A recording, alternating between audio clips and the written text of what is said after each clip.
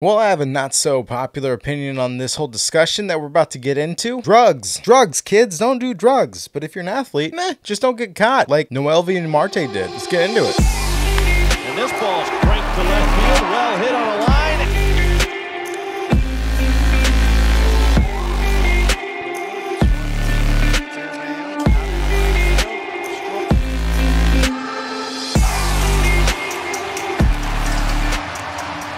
Welcome everybody back to the Touching Bases podcast. It is two videos in one day. Some breaking news that came out. Noelvi Marte with the Cincinnati Reds, 22-year-old young stud from the Seattle organization, traded away to get Luis Castillo, who batted amazing last season in the minors, slashing a 279, 358, 454.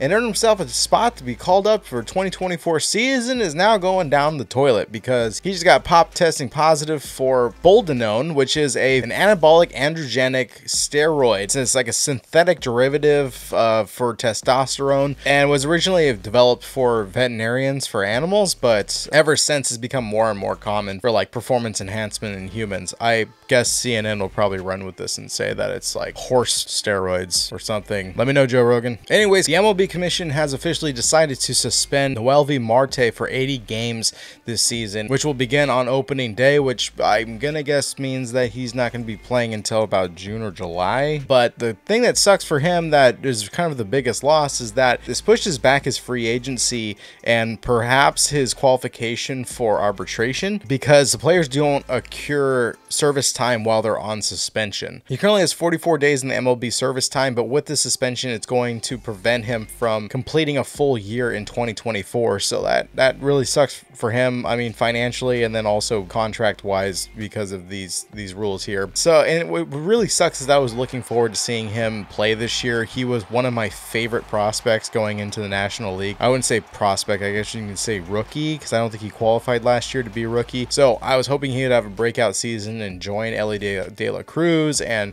Matt McLain if he gets healthy, and also Encarnacion Strand and Candelario, all these names that are huge. I mean, the Reds are stacked and it's a fun team to watch, but man, losing Marte is pretty sad to see. I'm not too happy about this, but I also take a different stance, and this is where most of you people stop paying attention to me. There's been a lot of anger and arguing that's been going around as far as PEDs and like the steroid era when it came to Hall of Famers. I didn't touch on this subject, even though some of you guys commented on it, because I felt like it was too new of a channel for me to really say my actual feelings on the issue, and it probably still is too new. Let's be honest with you, this channel is not big at all, which I don't blame me if you click away, but I think PEDs should be, I wouldn't say legal in the sport, but I think they shouldn't be able to test for them unless you were to openly catch somebody or report them and say, hey, we saw you taking PEDs, you need to be suspended or whatever. I don't see the point in it. I really don't. The most exciting times in baseball was during the steroid era. That was when we were watching Rafael Palmeiro, we were watching A-Rod, we were watching Barry Bonds, we were watching Sammy Sosa, Mark McGwire, all these incredible legends that broke records that were pretty much unachievable now. I'm watching Mark McGwire hit 70 home runs to break a record back in 1998, and then following up in 2001, watching Barry Bonds hit 73 home runs, which nobody has even come close to touching that except for Aaron Judge. And most people will say, well, yeah, because they were cheating, but I mean, let's be honest, why is it cheating? If anybody could do it and they wanted to, they could get the upper hand. They just have to accept the side effects and know that there are some repercussions that could possibly happen depending on your body type. I think we should be free to do whatever we want with our bodies and be able to take whatever we want to take to improve ourselves to be the best we possibly can.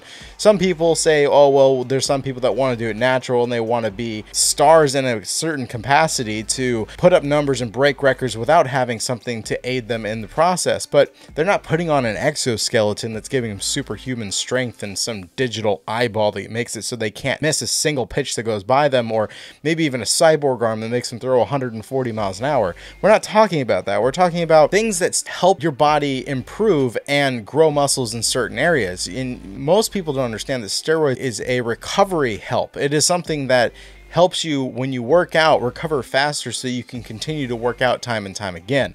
So to say like, oh, I'm going to take this and I'm going to inject it in my body and it's going to give me superhuman strength, that's complete BS. Like, it doesn't work that way. These steroids are basically for you to help recover and regenerate cells so that you can build muscle faster, because you naturally have to wait a long time to recover. And most of these players are not able to build muscle fast because they are playing 162, 163, 164, 175 games, depending if they go to the playoffs. There's no time in between to actually recoup and rehab after a major workout when you're trying to grow muscle. If you do, most of the time you're gonna be so fatigued, your performance on the field isn't gonna be very good. So my whole thing is, I don't really think PEDs should be banned from baseball, but instead of trying to say, hey, let everybody take whatever they want, how about the Players Association comes up with an exception for the MLB commission to not test everybody for these things, that to remove requirements for drug testing and everything, because at this point, what players are playing in certain cities that are smoking weed, and some cities, state specific, weed's legal, while others it is not. And to play this boundary game of moral code is, I think, ridiculous to me. Do what you want to do, and unless it's something that is very dangerous like fentanyl, which are deadly drugs that people get hooked on. You look at maybe Josh Hamilton, who had a heroin addiction. This is something you need to address and help him with, because this is something that is not going to benefit him as a player, and it's not going to benefit his body. It's going to break him down over the long term. That's something you need to address. Performance enhancing drugs, let people choose what they want to do, and those who do it, the fans can be the judge. Why does MLB have to judge them? That's where I stand. Noelvi Marte, I think, man, if you came in about 10 years from now, the rules will probably change and you would have been probably an elite player. And right now, work with what you got on those PEDs, brother, and in 80 days, come back clean, play ball like you've been playing down in the minors, and we'll see you rock some home runs and doubles and bring the Reds to the playoffs. That's all I have for you guys today. If you guys enjoyed today's video, if you guys agree with me in some capacity, like the video, subscribe, hit the bell for notifications just so you can see what next videos I pop up, and then if I do reply to your comments that you leave below, I might talk about it in the next video so we can have a cool, calm, collected conversation about this very controversial topic that we're touching on today. So Noelvi Marte out for 80 games. I guess I won't be drafting him in the fantasy baseball this season, but I'll be looking forward to seeing him come back. Until next time, I'll catch you on the next one. See ya.